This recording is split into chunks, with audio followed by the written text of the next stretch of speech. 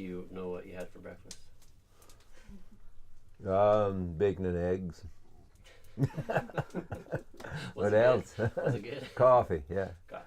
Yeah, and no, actually, a pig that I actually met, you know, turned into bacon. So, Yeah. homegrown, yeah. Yeah. Yeah.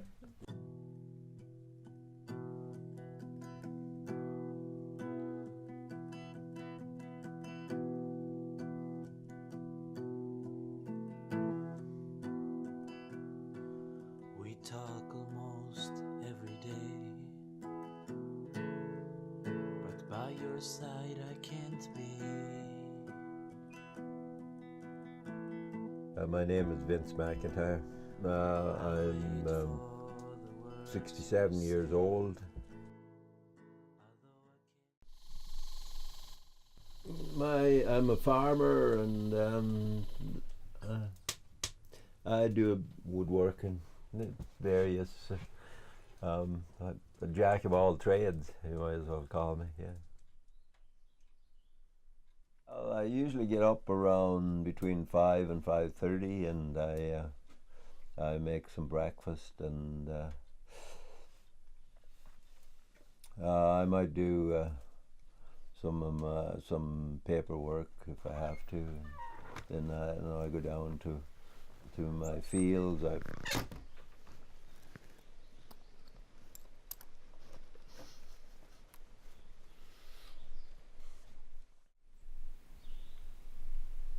Well, my farm is spread out in the community of Argenta. I have 4 plots of land in Argenta, and then I grow mostly winter vegetables for storage, like potatoes and carrots and cabbage and beets and so on, parsnips, and quite a lot of garlic and some onions. And yeah, my crops are simple. I grow a little bit of squash and beans too. Yeah, a lot of kale.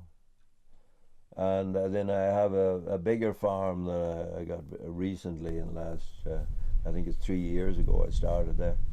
And that's a large farm, and it changed the way I farm quite a bit. I had to use more machinery like tractor and bigger equipment, because then I have the size of my cattle herd has increased, so it's not affordable for me to buy hay, so I have to make all my own hay, and the land it's quite a lot of grass and feed, so I had to learn and find hay and machinery. And so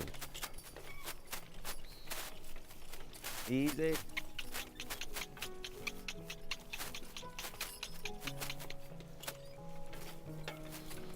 Come on. Easy, easy.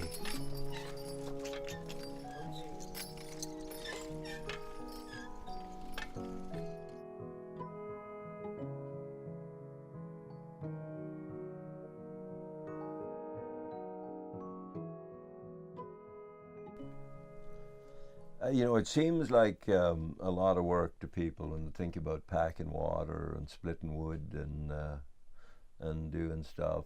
Time consuming. And most people in today's world, they don't have time for all that effort and live their other lives, eh? So you don't set yourself up for so many disappointments, you know, when you, especially when you live in a place where you don't have an infrastructure like power and so on. Like, you adapt. You have to adapt rather than try and adapt the world to you. You have to adapt to situation. I like working with wood. That's you can see the kind of stuff I do. It's labor and it's slow, but I'd like to do a lot more of that. You know, I've always kind of pushed myself, you know, pretty hard, and I've always believed in doing things by hand, and you know, I've shoveled a lot of manure and dirt and it's all with my hands. I'm not saying that that's a cause of this, but it definitely a factor, right? And I just overdid it like the last year, and that has to do with fixing machinery, and my wrist began to hurt, and then I kept ignoring it and imagined it would go away, and it kept getting worse. So I was kind of worried maybe, because it was, when I thought of doing something now like splitting wood, I knew it was going to hurt. So never did before, you know. And so I once again, denial is a wonderful thing, but you know, when it breaks down, then you got to deal with the problem. So I probably let it go a little bit too long. And when you brought me these braces, and all of a sudden I have some hope that can fix it. Yeah.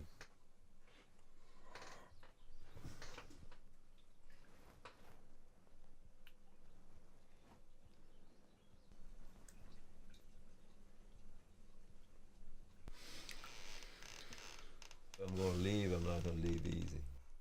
That was in my attitude, and still is. Yeah, I've told somebody, if they ever drag me out of here, they can fix the road with me going down.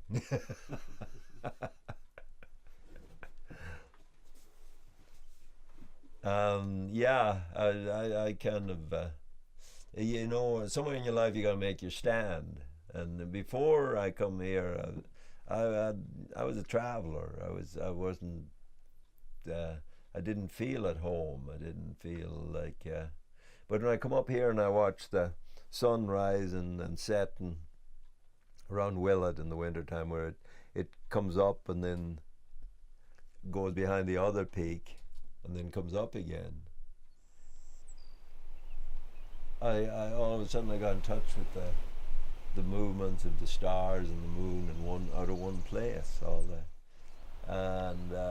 and it oriented me towards this place, even though, you know, it took me a long time to really feel at home here because of the sort of tenure I had, because I didn't want to get too attached to the place.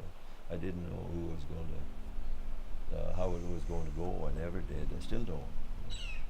But I feel more comfortable now that at this age in my life that I'm not so concerned about the outcome, you know. So it's to me, life is do or die, and then you're living, you know.